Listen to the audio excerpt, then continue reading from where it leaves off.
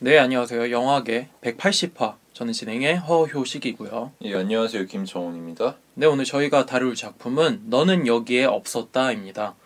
케빈에 대하여로 유명한 린 램지 감독의 차기작이기도 하고 칸 영화제에서 나무주연과 각본을 탄 바 있었는데 예. 이번에 마침 개봉을 해서 이번 기회에 다루게 됐습니다. 제가 선택을 했고요. 작품 기본 정보부터 말씀드리겠습니다. 연출과 각본의 린 램지, 촬영에는 토머스 타운핸드, 편집에는 조 비니, 음악에는 조니 그린우드. 수상 내역으로는 70회 칸 영화제에서 각본, 나무주연상을 수상을 했고 그 외에 겐트, 산세스티안, 썬댄스 등의 후보에 오른 바 있습니다. 이 작품은 로튼 토마토에서 88% 신선도와 8.2점의 평균 점수를 받았고 메타크리틱에선 84점의 메타스코어 그리고 7.3점의 평균 점수를 받았습니다. 약 280만 달러의 제작비가 들었고 9월 23일 기준으로 월드 박스오피스 900만 달러가량을 거두었습니다. 성공한 영화라고 볼 수 있을 것 같아요. 상업적으로도. 그리고 이 작품은 총 3개의 국가에서 제작을 맡았는데 예. 영국에는 필름4, 프랑스에서는 와이나 프로덕션스, 그리고 미국에는 아마존 스튜디오가 제작을 했습니다. 네. 그리고 동명소설인 조나단 아메스의 소설을 원작으로 했습니다. 네. 간단하게 트리비아를 말씀드리자면 감독인 린 램지는 케빈에 대하여 이후에 4년 동안 공백기가 있었는데 그리스의 작은 마을에서 각본을 쓰기 시작해서 완성을 시켰고 무조건 이 영화의 배우는 호아킨 피닉스가 되어야 한다 뭐 이런 상황을 정해놓는데 이때 호아킨 피닉스가 막달라 마리아 부활의 증인이라고 하는 촬영이 예정돼 있어서 불발이 될 뻔했는데 갑자기 일정이 미뤄지게 됐고 즉시 호아킨 피닉스가 감독한테 연락을 해서 굉장히 짧은 시간 동안 촬영을 할 수 있었다고 합니다. 네. 그래서 총 6주 동안 프리프로덕션 기간이 주어졌고 29일간 촬영을 해서 밀도 있게 잘 마쳤다라고 이야기를 하더라고요. 네. 그 외에 원작과 꽤 차이를 보이는데 원작에선 마피아에 대한 이야기가 좀 많이 나오는데 그것보다는 주인공의 내면이 굉장히 중요하다고 생각을 해서 그것에 집중을 했고 대사가 거의 없고 장면과 소리가 대부분인데 네. 관객이 이해를 하려고 노력을 해야 되는 영화인데 그런 게 불편하게 다가올 수도 있는데 어떻게 생각하는가라고 물어봤더니 감독은 그런 영화가 좋다고 생각하고 방법적인 면에서 무선 영화 기법을 일부러 많이 사용을 했고 오히려 그런 것들이 현대적이라고 뭐 이런 이야기를 한 바가 있습니다. 질문이 좀 뻘스럽네. 아 그런가요? 아니 그럼 이해하려고 노력하면서 봐야지. 당연한 거 아니야? 제작진들은 영화 만드는데 몇 년씩 써가면서 노력해서 만드는데 노력 없이 보려고 그러는 건 너무 도둑놈심보지. 뭐 정보는 이 정도로 얘기하고 감독은 린 램지입니다. 전작으로는 쥐잡이, 모번 켈러의 여행, 케빈에 대하여 그리고 이번 작품인 너는 여기 없었다가 있습니다. 네. 스코틀랜드의 영화 감독이죠. 네. 케빈에 대하여 때 다뤘죠. 그쵸. 공백기가 꽤 길었어요. 2012년에 케빈에 대하여가 나왔고 그치. 그 다음에 6년 만에 신작이 나왔고 뭐 이 영화 하면서 인터뷰한 것 중에 하나는 호아킨 피닉스가 굉장히 지적이고 본능적이라고 생각을 한다고 그리고 조를 만나서 더욱더 연기력이 클래스가 업되지 않았나 뭐 이렇게 극찬을 했다고 네. 합니다. 네. 케빈에 대하여가 워낙 강렬했는데 이번 영화도 그것과 비슷한 연출이나 분위기가 좀 있지 않았나 저는 개인적으로 좀 생각을 해봤습니다. 네. 다음으로는 음악의 조니 그린우드, 전작으로는 해리포터 불의 잔, 상실의 시대, 케빈에 대하여 마스터, 이니어런트 바이스 등이 있습니다. 라디오 헤드의 기타리스트로 네. 굉장히 유명하죠. 네. 그리고 저희가 팬텀 스레드에서도 얘기한 바 있었고 기타리스트뿐만 아니라 이제는 영화 음악가로도 굉장히 명성을 얻고 있습니다. 네. 감독은 조니 그린우드 음악을 들으면서 언급하기를 클래식부터 일렉트로닉까지 다양한 음악을 함께 잘 다루는 사람인 것 같고 음악을 리믹스를 굉장히 잘하고 잘 쪼개서 조의 성격을 매우 창조적으로 표현해서 감탄했다라고 이런 이야기를 했습니다. 네. 특별히 이번 작품은 1970년대나 80년대에 사용하던 스릴러 음악들이 많이 들리는 것처럼 보이는데 왜 이런 음악을 차용했냐라고 이야기를 했더니 감독이 레퍼런스로 클래식 작곡가부터 해서 수많은 트랙들을 들었는데 그 중에 음악이 무언가 선율보다는 일종의 가이드처럼 느껴졌고 마치 부서지는 기계음 같았다고. 네. 그래서 이런 여러 가지를 리믹스해서 이 영화에 넣었는데 굉장히 만족스러운 결과물이다 라고 이야기한 바 있습니다. 네. 스텝은 이 정도로 소개를 하고 배우 소개로 넘어가도록 하겠습니다. 주인공 조 역할의 호아킨 피닉스, 전작으로는 8mm, 글래디에이터, 앙코르, 투러버스, 그녀, 마스터, 이민자, 이니어런트 바이스, 너는 여기 없었다. 그리고 차기작 막달라 마리아 부활의 증인에 나올 예정입니다. 예. 제가 굉장히 많이 다뤘던 것 같아요. 예. 그녀에서도 한번 얘기한 적이 있었고 이민자에서도 얘기하고 이니어런트 바이스에서도 언급한 바 있었죠. 예. 뭐 이번 작품을 통해서 확실히 연기는 이제 정점을 찍지 않나 생각을 해봅니다. 뭐 연기야 사실 글래디에이터 시절에도 잘했지. 그렇죠. 콤모드스였잖아. 네. 이번 작품에서는 일부러 살을 엄청나게 찌웠고 호아킨 피닉스가 굉장히 촉박했던 일정 속에서도 뭔가 노트르담의 꼽추처럼 느껴지는 그런 걸음걸이를 굉장히 연습을 했고 그리고 굉장히 거칠고 인간적인 육체를 만들려고 체중을 엄청 늘렸다 뭐 이런 곁다리 이야기가 있었습니다. 다음 배우로는 니나 역할의 예카테리나 삼소노프. 이분은 이 작품이 첫 작품이고 15살의 러시아계 모델 겸 배우라고 하더라고요. 네, 그거 외에 정보는 많지는 않습니다. 작품에 대한 기본 정보를 이야기해봤고요. 시놉시스와 함께 자세한 이야기를 나눠보도록 하겠습니다. 신시내티에서 노모와 함께 사는 중년의 조라고 하는 사람은 유명 인사들의 은밀한 뒷일을 처리해주는 청부업자입니다. 중개업자 존이 미성년자 성매매 업자들에게 납치된 보토라고 하는 이름의 상원 의원의 딸 니나를 구해달라는 일을 맡기게 됩니다. 그래서 존은 우여곡절 끝에 무사히 구출해내죠. 그리고 약속한 호텔에서 니나와 함께 기다리는 동안 TV를 시청하던 중에 보토가 투신자살했다는 속보를 접하게 되죠. 그리고 갑자기 무장한 경찰 2명이 들이닥쳐서 한 명은 조를 제압하고 한 명은 니나를 납치해 갑니다. 잠시 후 경찰이 방심한 틈을 노려서 조가 경찰을 제압하고 뭔가 잘못됐음을 깨달아 존과 엄마를 찾아가지만 이미 살해된 것을 목격합니다. 그 이후에 펼쳐지는 이야기가 이 영화의 시놉시스라고 볼 수 있을 것 같습니다. 오케이. 저는 비슷한 영화들이 한 2가지 정도 떠오르더라고요. 조가 운전을 하고 사창가의 소녀를 구해낸다는 것, 뭐 과거의 트라우마에서 벗어나지 못하고 그것에 계속 얽매여 있는 것에 대해서 택시 드라이버를 떠올릴 수 있었고, 그렇지. 특히나 그 사우나에서 거울을 보는 장면이 있는데 그때 장면 보면 로버트 드니로가 연기한 택시 드라이버 트래비스가 거울 보면서 상대방을 협박하는 연기 있잖아요. 그걸 오마주하지 않았나라는 생각이 좀 들었고, 그리고 한 소녀를 구해낸다는 점에서는 레옹을 떠올릴 수 있었습니다. 뭐 택시 드라이버도 소녀 구하는 이야기긴 하지. 네, 그렇죠. 그리고 한 가지 짚자면 원작 이야기를 이어가야 될 것 같은데 원작과 영화는 3분의 1 지점까지는 똑같아요. 그런데 소녀를 구출하고 나서 배우의 세력들이 등장해서 조와 소녀를 공격한 이후에 소설에는 더 이상 니나가 등장하지 않아요. 소녀가 등장하지 않습니다. 그 이후에 소설에서는 어머니가 살해당하는 것은 동일하지만 소설 속 조는 그 세력을 차단하는 쪽으로 이야기가 이어져 가고 영화에선 소녀를 구출하는 쪽으로 이야기가 펼쳐지죠. 네. 그리고 소설에서는 소녀의 아버지인 상원의원 보토가 딸아이를 일부러 팔아넘긴 걸로 나와요. 자신의 신분 상승, 권력을 위한 음모가 매매추는 한 거지. 그렇죠. 그런 음모가 도사리고 있었다고 소설에서 묘사가 되어 있고 그것에 대해서 조가 심판을 내리는 내용이었습니다.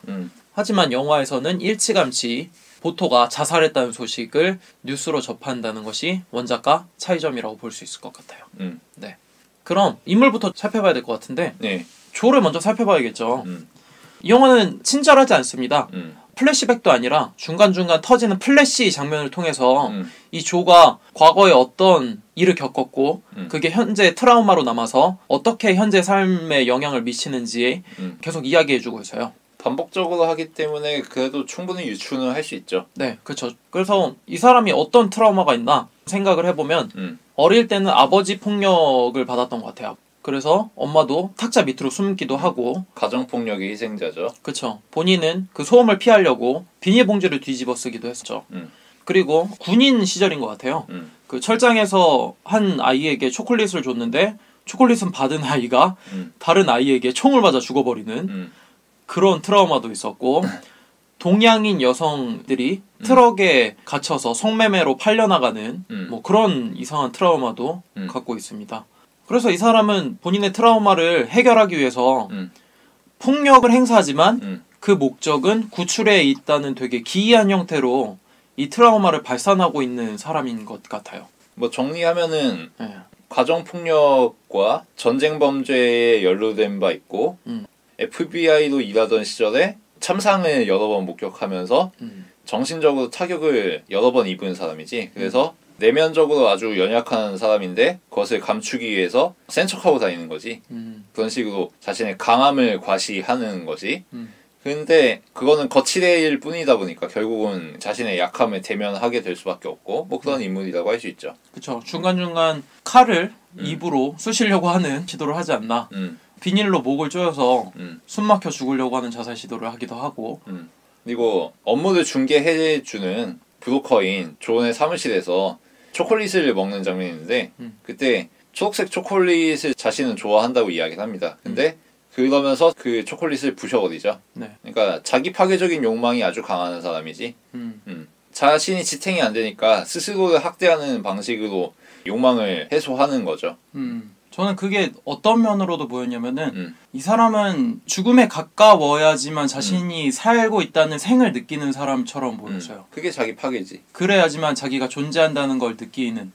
그러지 않고 평온하면은 이 사람은 살아가는 게 아닌 것처럼 보이는 것 같을 정도로 고무줄이 거의 끊어질 듯이 팽팽하게 자기 삶을 끝까지 땡겨놔야지만 그럼 굉장히 병적인 인물로 보이는 것 같아요. 뭐 동물들도 오랜 기간 학대받고 갑갑한 곳에 살다 보면은 자기를 학대하죠. 특히 앵무새같이 지적인 동물들이 그러는데 주인이 잘 안 놀아주고 새장에만 갇혀있으면 자기 깃털을 뽑습니다. 앵무새가. 그런 식으로 자기를 학대해야만 이게 욕망이 해소되는 거죠. 그런 걸 고치려면 산책도 좀 나가주고 주인이 좀 놀아주고 이래야 되는데 그러면서 정상적인 사회적인 커뮤니케이션을 해줘야 정상적인 방향으로 해소된다는 거지. 한마디로 이 사람에게 필요한 건 지금 뭐다? 커뮤니케이션이다 이거지. 그래서 영화에서 보면 이 사람이 한눈을 많이 팝니다. 이 사람이 자동차를 몰고 갈 때도 정면만 보고 가지 않아요. 컷을 여러 번 하면서 이 사람의 시선을 보여주는데 길거리도 봤다가 건물도 봤다가 차량의 흐름도 봤다가 이거저거 다양하게 봅니다. 사실 운전할 때 그러면 안 되잖아. 한눈 팔면 안 되거든. 근데 이 사람은 한눈을 판단 말이야. 왜 한눈 파냐면 외로우니까 약하니까 누군가와 긴밀한 교류를 하고 싶으니까 그런 한눈을 파는 거지. 근데 그럴 수는 없잖아 사실. 직업적으로도 그렇고 이미 살아온 세월의 무게상 누군가가 터놓고 지낼 수가 없는 사람이지. 그러니까 남들을 때려 눕히고 망치로 찍어버리고 총을 갈기는 식으로만 세상하고 대면할 수 있는 거지. 그러니까 니나 같은 인물과 쉽게 연결되는 거죠. 그래서 생각해보면 이렇게 병적인 인물임에도 그럼에도 마음에 안 식혀. 그럼에도 소통하는 사람이 누구냐? 엄마죠. 사이코라고 하는 영화가 직접적으로 잘 보여준다는 생각이 들었어요. 사이코 그치. 보면은 결국 범인이 마더 컴플렉스인가요? 그치. 그거에 빠진 사람이잖아요. 어머니에 대한 집착으로 정신분열증에 걸린 사람이지. 그래서 본인이 1인 2역을 하는. 그쵸. 마치 어머니인 양 자기 자신이. 조 같은 경우에는 마더 컴플렉스까지는 아니지만 그만큼 정신적으로 어머니가 두피처가 되어 있는 사람이라고 하는 것을 보여주지 않나라는 생각이 들어요. 예. 사이코에서 어머니의 모습으로 빙의를 해서 누군가를 살해하는 거잖아요. 그것도 이 병적인 조의 모습과 그리고 어머니로서 위안을 받는 그 내면의 상황 그리고 누군가를 살해하면서 또 역으로 구출까지 하는 그런 뒤틀린 면모까지 굉장히 사이코라고 하는 영화를 잘 차용하지 않았나라는 생각을 좀 해봤습니다. 그런 조인데 자신이 생각지도 못한 사건에 휘말려서 어머니가 살해를 당하게 되죠. 그 이후에 조가 어머니를 수장시키면서 본인의 몸에 돌까지 넣으면서 같이 익사하려고 자살 시도를 하게 됩니다. 그 순간 니나의 모습이 갑자기 물속에서 비춰지죠. 환상이겠죠.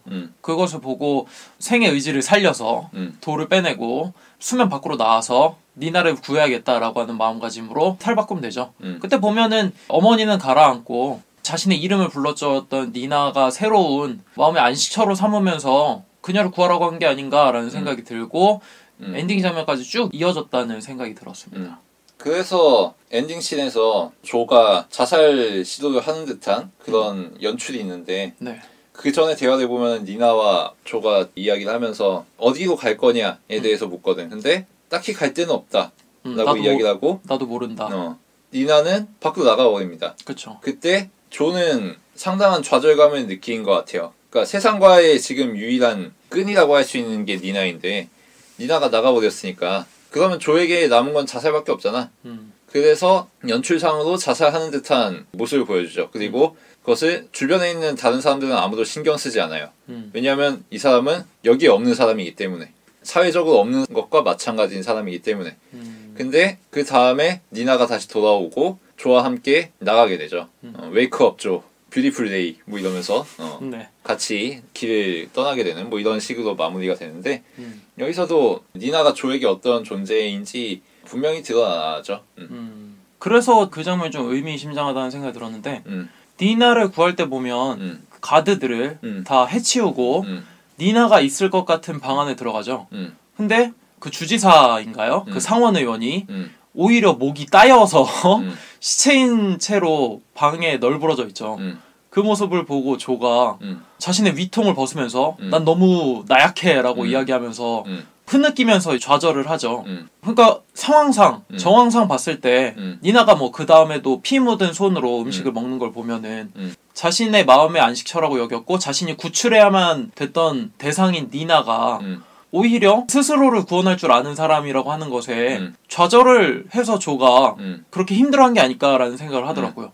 아, 나는 니나라고 하는 아이를 구해야만 나의 쓸모를 증명할 수 있는 건데 이 여자한테는 결국 내가 필요 없었던 거네? 그럼 내가 더 이상 이 세상에 존재할 이유가 없네. 마치 어머니를 보살피기 위해서라도 자살 시도를 끊임없이 했지만 자살하지 않았던 것처럼 그런 어머니가 죽고 나서 니나에게 그 대상을 투영했지만 니나는 어머니처럼 케어를 바라지 않아. 스스로도 너무 잘 살고 피 묻힌 손으로도 꿋꿋이 음식을 먹으면서 살 수 있는 아이야. 그것에 좌절감을 느꼈다는 내면적인 모습이 그 장면을 통해서 의미심장하게 드러나지 않았나라는 생각이 좀 들더라고요. 그래서 니나에게 투영했던 이미지가 무너졌기 때문에 나약해진 조의 모습이 그쪽에서 두드러지는데, 그 전에 액션씬을 보면은 사실 이렇게까지 조의 내면을 비춰주질 않아요. 처음에 니나를 구하는 장면을 보면 CCTV로 망치를 휘두르는 모습을 간간히 보여주죠. 그때 보면 거의 뭐 감정은 제거되어 있죠. 거기에 존재한다는 것은 CCTV로만 보여질 뿐이고, 이 사람이 어떤 마음을 가지고 있는지, 이 사람이 살인할 때 마음 아파하는지, 힘들어하는지, 좋아하는지, 그런 감정들은 제거되어 있는데 하필 니나가 살해한 장면을 봤을 때는 내면적으로 무너지는 걸 봤을 때 조라고 하는 인물의 공포와 마음의 무너짐은 단순한 폭력으로서 벌어지는 것에 대한 무너짐이 아니다. 본인이 투영한 이미지가 좌절되었을 때, 그리고 이미지가 좌절되어서 조와 커뮤니케이션 할 수 있는 다리가 끊어졌을 때 무너질 수 있는 인물이구나. 그러니까 그 누구보다도 잔인하고 폭력적인 사람인데 이 사람의 무너짐은 오히려 다른 구석에 있었다, 이런 것을 좀 비유해주지 않나 라는 생각이 좀 들면서, 그냥 독특하다라고만 생각했던 카메라나 빠르게 쳐내려가는 편집이 다 이유가 있었다. 그냥 단순히 이 사람의 스타일 때문에 그런 장면을 연출한 것은 아니다 라고 이야기를 할 수 있을 것 같아요. 근데 이쯤에서 돌이켜보면은 조라는 인물의 어떤 불건전성이 드러납니다. 조의 어떤 욕망은 다 자기 본인적이에요. 어머니라는 존재, 그리고 그 뒤를 이어나온 니나라는 존재, 그게 선명하지 않습니다. 극에서는 장식처럼 여겨지죠. 이 사람들은 오로지 조를 위해서 존재하는 사람들이지. 조의 어떤 자의식이라고 볼 수 있지. 조가 분유된 거하고 비슷한 거지. 그리고 이 인물들 뿐만 아니라 조의 기억에서 피해자로 등장하는 사람들, 이 사람들도 사실 조의 자의식상으로만, 관념상으로만 존재하는 조의 분신들이죠. 그러니까 이 영화에 등장하는 모든 인물들은 그냥 조예요. 조를 경유하지 않고서는 그 자체로 존재감을 갖지 못한 사람들이라는 거지. 조의 관념상으로만 존재하는 인물들이고, 이 인물들이 왜 존재하냐? 조의 딸감으로서 존재한다는 거지, 말하자면. 이거와 비슷한 게 팬텀 스레드에서 우드콕과 우드콕의 여인들, 뭐 누나라든가 어머니라든가 새로운 아내, 그런 인물들이 다 우드콕의 관념상으로는 위안의 대상으로만 존재하잖아. 그리고 자신의 약한 내면을 치유할 대상으로, 힐링 대상으로만 존재한단 말이야. 그치. 그 인물들의 구체성은 그리 분명하지 않아, 사실. 오로지 우드콕만이 선명할 뿐이지. 이 영화도 비슷하게 조라는 인물만이 가장 선명하고, 조의 상처가 가장 부각되고, 조가 약한 인물이고 사실은 이 친구도 좋은 녀석이었어, 뭐 이런 클리셰스럽게 이 사람의 트라우마를 길게 늘어놓으면서 이 인물에게 필요한 그 힐링 포션으로서 이런저런 인물들이 제시된다는 거지. 특히 엄마와 여친 뭐 이렇게 이 점에서 불건전성이 있다고 할 수 있고 박하사탕과 통하죠. 박하사탕도 보면은 과거를 컷으로 쪼개가지고 이 사람의 인생 궤적을 재구성하잖아. 가공되고 재구성된 과거를 관객에게 제시하면서 이 인물의 상처와 추억과 그리고 그 사이에 섞여있는 낭만 뭐 이런 것들을 공감해 주시오 라는 식으로 접근하잖아. 근데 그렇게 되면 남는 것은 이 인물의 자의식밖에 없다는 거지. 사실 이 인물을 둘러싸고 있는 외부 세계의 관점에서는 이 인물이 달리 비춰질 수도 있는 거고 주관적인 관점에서만 보지 않고 다른 시각에서 볼 필요도 있는 건데 그렇지가 못하다는 거지. 그러면 남는 거는 뭐다? 중년 남성의 자기 위안, 자뻑, 나르시시즘적인 거, 뭐 그런 것들이 남는다는 거지. 스미스의 의견에 당연히 공감하고 그거는 감독이 그 연출한 의도예요. 다 조의 도구로서 모든 사람들이 존재하고 플래시 속에 모든 피해받는 사람들이 다 조의 자기 파괴를 위한 행동 또는 구원을 위한 사람 또는 이야기를 이어가기 위한 NPC로만 존재합니다. 애초에 이 영화가 연출을 그렇게 해놨습니다. 그 중에 하나 이야기할 만한 건 니나가 카운트다운을 하죠. 48부터인가 47부터인가 그때 나오는 영화 대사가 있어요.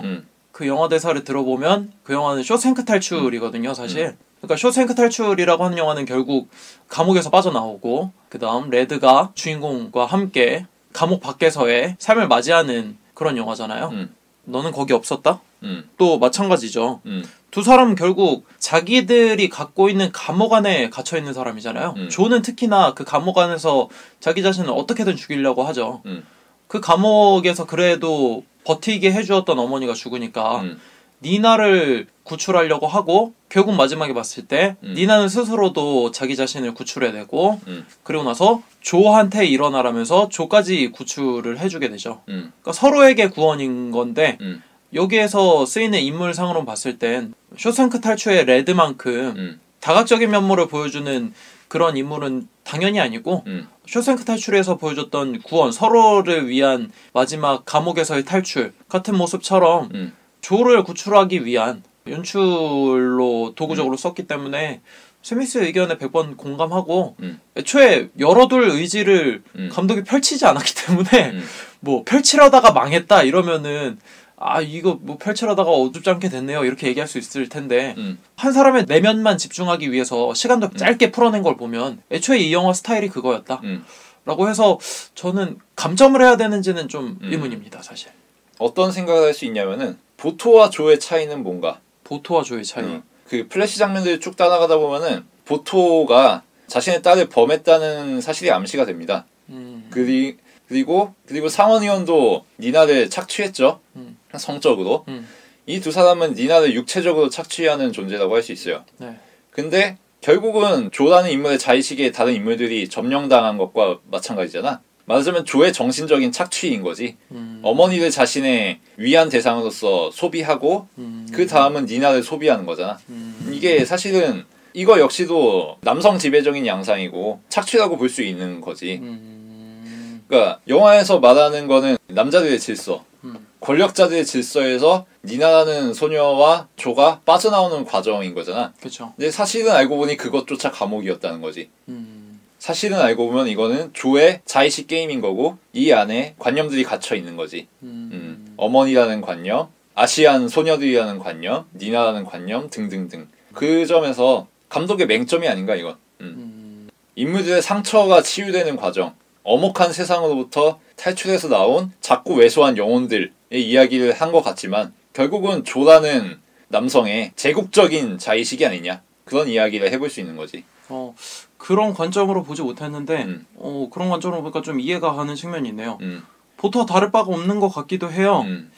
생각해보면 영화적으로 보여주는 니나를 착취하는 장면은 사실 나오지 않아요. 이야기랑 플래시로 터지는 맥락들을 통해서 아 니나가 성적으로 착취를 당했다라고 하는 것을 상상하고 아 저놈의 새끼들이 나쁜 새끼들이다 악으로 분류를 해버리죠.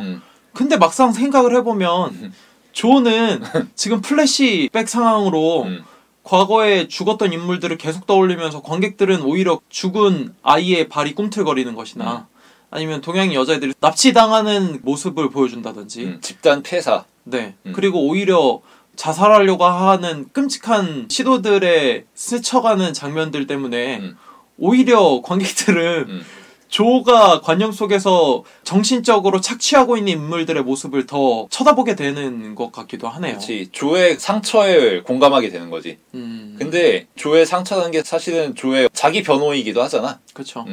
뭐 육체적으로 누군가를 탐하진 않았지만 누군가를 여러 번 패긴 했지. 여러 번 죽이기도 하고. 패기도 하고 죽이기도 했지만 결론적으로 자기가 원하는 대상에겐 정신적인 착취, 정신적인 부담, 정신적인 의지를 한다는 점에서는 뭐 보토와 크게 다를 바 없다라고 하는 이야기를 하는 것 같네요. 소위 그런 이야기 있잖아. 나는 도시의 차가운 킬러. 하지만 내 여자에게만 따뜻하겠지. 그런 수준의 이야기가 된단 말이야.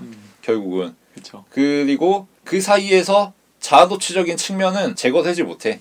사실 자신의 불행한 과거 혹은 자신의 과오, 죄악에 몰입하는 것만큼 좋은 자아도취 수단이 없잖아. 그렇죠. 나는 나쁜 놈이야 라고 술자리에서 사람 데려다 놓고서 한 100번쯤 읊는 사람도 있죠. 그렇죠. 근데 그거만큼 자아도취가 없잖아. 그와 비슷한 거를 조가 지금 하고 있지 않냐 이거지. 아주 이쁘장한 러시아 무대 데려다 놓고. 그러니까 뭐 어찌 보면 자기 과거에 취해 있는 거네요. 자기 과거의 상처에 헤어날 수도 있지만 헤어나오기 싫은 거야. 그리고 자신의 약함에 취해 있기도 하고. 그러네요. 자신의 끔찍함 뭐 이런 것들. 그렇죠. 그래서 이건 확실히 의도한 것 같아요. 사우나에서의 모습을 보면 덩치는 크지만 망가져 있는 거나 다름없는 모습이잖아요. 관리가 안 돼서. 가슴 부분이. 그렇죠. 그걸 보노라면은 지금 이렇게 망가져 있는 자기 자신을 즐기는구나 라고 하는 걸 드러내놓고 보여주죠. 근데 그게 단점이라기보다는 그럼 그 사람 자체를 굉장히 묘사를 잘했다는 것에는 높은 점수를 줄 수 있겠네요. 네. 상처를 입은 사람 어디 상처를 치료해줄 사람 어디 없나? 가만히 놔두다가 넘김없이 던나. 네, 엄청나게 격화시키고 있습니다. 네. 이게 또 조니 그린우드의 그 의무라고 이 탐미적인 형식의 음악을 통해서 그 정서가 또 전달되잖아. 그렇죠. 이것만큼 또 자아도취적인 게 없어요. 예. 그래서 양식화된 작품이라는 생각이 들었어. 사실 액션씬도 제가 앞에서 말했듯이 액션이 아니라 커뮤니케이션을 못하는 것 때문에 이 사람이 나약해졌기 때문에 액션씬은 스타일을 다르게 CCTV로 보여주거나 아예 제거를 해버렸다라고 이야기하긴 했지만 쿨한 방법이잖아요. 차가운 도시의 남자라고 보이는 그 캐릭터에 그냥 이 사람한테 일이니까 이것에 대해 더 멋있게 보여주질 않는 거야. 그게 더 차갑고 쿨한 방법이니까 오히려 이 사람을 그런 장면을 제거하고 그런 상황에서의 감정이나 표정을 제거함으로써 더 돋보이게 만드는 기법일 수도 있다는 생각이 들기도 하네요. 지금 생각해보니까. 물론 이런 킬러의 자아도취적인 상처 할기를 그릴 수 있고 그게 작품의 뼈대가 될 수 있는데 카메라가 그리고 작품의 시선이 너무 동정적이면 안 된다. 다른 시선도 보여줄 수 있어야 되고 이 인물을 좀 상대화할 필요가 있다. 그런 이야기를 좀 해보고 싶네요. 공감하는데 굳이 뭐 상대화 시켜야 되나라는 생각이 들기도 합니다. 네, 이 영화의 목적이 와킨 피닉스의 연기력과 그 육중한 몸 그리고 그 자아도취된 그 캐릭터만 보여주기 원함이었다면 뭐 목적에 잘 맞는 것 아닐까라는 생각도 한번 해볼 수 있을 것 같아요. 이 정도로 마무리를 할까요? 네. 저는 사실 이 영화는 제가 꿈꾸던 영화예요. 어떤 의미에서 꿈꾸던 영화냐면은 I dream a dream. 저도 약간 이상한 버릇이 있는데 저는 얘처럼 이렇게 자살 시도를 하는 버릇은 아닌데 끔찍한 상상을 중간중간 할 때가 있어요. 살면서. 그러니까 뭐 예를 들면은 신호등을 기다리고 있는데 갑자기 저기서 차가 나를 덮쳐서 내가 죽지 않을까? 뭐 이런 상상을 한다든지 차를 탔는데 옆이나 뒤에서 갑자기 나를 들이받아서 내가 죽지 않을까? 이런 생각이 한 0.5초 이렇게 번뜩하고 지나갈 때가 있어요. 뭔가 그런 저의 상상을 영화에서 영상화시켜서 보여준 것 같아서 그리고 나는 나중에 내가 뭔가 영상물을 제작한다면은 그런 과거에 있었던 잠깐의 일련의 사건들이 영화에 잠깐 비춰주면서 현재 인물에 영향을 미치는 무언가 그런 영상물을 만들고 싶다는 생각을 계속 했거든요. 그런 형식에서 내가 꿈꾸던 거였는데 내용은 다르지만 이 영화가 그런 것들을 굉장히 현대적으로 잘 보여준다. 그리고 그것이 너무 모호하지 않고 근데 한마디로 이해가 잘 간다는 것은 이 사람의 플래시백이 그렇게 특수성을 띠지는 못한다는 이야기와 다를 바 없어서 그런 점은 작긴 했어. 네, 그런 점은 좀 아쉽지만 제가 상상했던 방법이었어요. 그러니까 요즘에는 스미스랑도 자주 얘기하지만 유튜브 영상을 통해서 정보를 접하는 게 익숙한 세대잖아요. 그러다 보니까 많은 정보를 제거시켜도 이미 뒤편의 상상으로 잠깐 동안의 컷으로 많은 것을 이해하고 많은 것을 추측할 수 있는 세대란 말이에요. 그치. 그렇기 때문에 더 많은 정보를 전달하지 않고 이 정도만 해도 친절하다고 느낄 정도로 정말 짧은 컷이고 설명 하나 없는데도 이 사람이 이런 인물이고 지금 이렇구나를 추측할 수 있잖아요. 그만큼 영상에 대한 경험이 쌓여있기 때문에 짤방처럼 되는 거지. 네, 그렇죠. 짤방 몇 가지로 이 사람의 성격이 구체화돼 버리는 거죠. 그래서 지금 트렌드에 맞는 기법이라는 생각이 들고 굿타임이 생각나기도 하더라고요. 굿타임에서 보여주는 빠른 편집 기법이랄지 아니면 음악에서 보여주는 것들 그리고 뭔가 내면적으로 무너진 사람이 무언가를 해결하려고 하는 이야기들 그런 것들이 영웅을 그리지 않고 소시민 그리고 이런 사회의 체제 속에서 희생되었던 그런 사람이 무언가 영화에서 해결을 하고 이야기가 펼쳐진다는 것에 굿타임이랑 비슷한 맥락이 있다라는 생각이 좀 들기도 했습니다. 네. 여튼 이 영화에서 보여주는 빠른 편집 기법과 많은 것이 제거된 이야기가 마음에 들었고 1시간 20분이라고 하는 굉장히 짧은 시간 동안 한 인물의 내면을 이렇게 압축적으로 잘 보여준 게 스타일이 굉장히 마음에 들었다라고 이야기를 할 수 있을 것 같고 마지막 엔딩 장면만 이야기하고 끝나자면은 마지막에 니나가 It's a beautiful day라고 이야기하면서 나가자고 이야기를 하죠. 근데 불어판 제목이 이게 A beautiful day더라고요. 결국 이 영화도 달콤한 인생의 이병헌처럼 어느 정도 중년 남성의 뭔가 자기 자신을 엄청나게 위로하는 듯한 그 위로가 굉장한 가치가 있는 듯이 달콤하다는 듯이 울찬충몽에 그리는 영화였잖아요. 이 영화도 그런 맥락에서 뷰티풀 데이라고 하는 제목이 어울리는 것 같고 딱 그런 스타일에 맞는 영화다라는 생각이 들었습니다. 의미나 뭐 함의, 세대를 향한 이야기 뭐 그런 것들을 애초에 작정하지도 않았고 그런 것들을 보여주려고 시도도 안 했다. 처음부터 끝까지 이 조라고 하는 남성에 대해서만 짧은 시간 동안 압축적으로 이야기를 해주고 싶었다라고 하는 의도가 다분히 보이는 것 같아서 재밌었습니다. 그럼에도 좀 더 어렸으면 좋겠다라는 생각이 들더라고요. 이 영화가 압축적이지만 깊다고는 이야기할 수 없는 게 표면적으로 드러나는 것만 가지고는 이 사람의 아픔을 그렇게까지 공감할 수 없어요. 그냥 표면적으로 자살 시도 계속하는 게 이 사람 힘들구나 정도지 어떤 게 원인이 되어서 어떻게까지 이 사람의 마음에 집요하게 물고 늘어지는지는 그렇게까지 깊게 묘사하지 못했다는 생각이 들어요. 추측은 할 수 있지만 완벽한 전달은 힘들다라는 생각이 들고 오히려 더 애매모호하고 힘들게 만들었다면 이라는 생각이 좀 듭니다. 그래서 저는 별점 3.5점 줄 수 있을 것 같아요. 네. 네. 앞서 이야기했듯이 상처받은 영혼들의 상호 위안 뭐 이런 스토리로 귀결되는 작품이라고 할 수 있는데 사실 상처라는 단어가 너무 남용되고 있어. 트라우마도 마찬가지야. 너무 흔한 어휘가 돼버렸어. 대단한 것처럼. 자기의 감정상의 타격 이런 거를 전시하는 게 거품이 끼어있다. 그런 시대적인 기류에 편승하는 영화라는 생각이 들어요. 그리고 그것이 하필 또 주인공의 자의식에 다른 인물들이 포섭되는 방향으로 귀결되어 버린다는 거고 그 점에서 아주 폐쇄적이고 닫힌 영화고 사실은 소통을 지향하지 않는다. 주인공의 자기 완결만이 있을 뿐이다 라는 이야기를 하고 싶네요. 그래서 3개 주고 싶습니다. 마지막으로 덧붙이자면 남들이 상처를 이야기하고 트라우마를 이야기하고 공황을 얘기하니까 왠지 나도 있어야 될 것 같은 그치 그거지. 왠지 나한테도 상처가 없으면 내가 오히려 뭔가 이상한 것 같은 그치 그런 시대잖아요. 세대고 그렇게 패션을 과시하고 스노브가 되는 거지. 네, 그러니까 허세가 되는 거고. 군대에서 그런 말 있잖아요. 제일 힘든 거는 자기 보직이지 다른 사람 보직이 아니다. 너가 힘든 게 제일 힘든 거다. 근데 객관적으로 봤을 때 정말 힘든 보직은 있어요. 그치. 아주 틀린 말은 아니지만 네. 다른 일면이 있지. 객관적으로 고통에는 위계가 있거든. 그쵸. 팔다리가 잘려나가는 게 손가락이 잘려나가는 것보다 훨씬 고통이지. 그쵸. 그런 객관성을 무시해버릴 순 없지. 그렇다고 내가 이만큼 힘드니까 내가 제일 힘든 거야 라고 과시해서는 안 되지만 그것에 자아도취해서도 안 된다라는 이야기처럼 들립니다. 그러니까 결국은 고통에 대해서는 쉽게 얘기하면 안 되는 거지. 내 고통보다 남의 고통이 더 클 수 있는 부분을 인정한다면은 그것에 대해서 겸손해질 수밖에 없잖아. 그리고 다른 한편으로 사람의 고통은 각기 주관적이고 각자가 나름의 고통이 있다는 것을 또 인정한다면은 남의 고통에 대해서도 함부로 이야기할 수 없는 거고.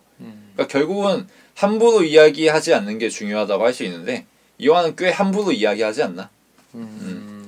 고통을 전시하는 영화잖아 결국. 그 점에서 감정적으로 동의하기 좀 어려웠습니다.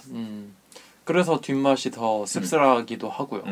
뭐 어찌 보면 사실 이 영화도 여자들을 도구로 쓰지 않나라는 생각이 좀 더 들기도 해서. 네, 하여튼 오늘 저희가 다룬 영화 너는 여기 없었다였고, 한 가지 공지를 하자면 이제부터 저희가 개인 스케줄이 조금 바빠지는 게 있어서 격주로 진행을 하려고 합니다.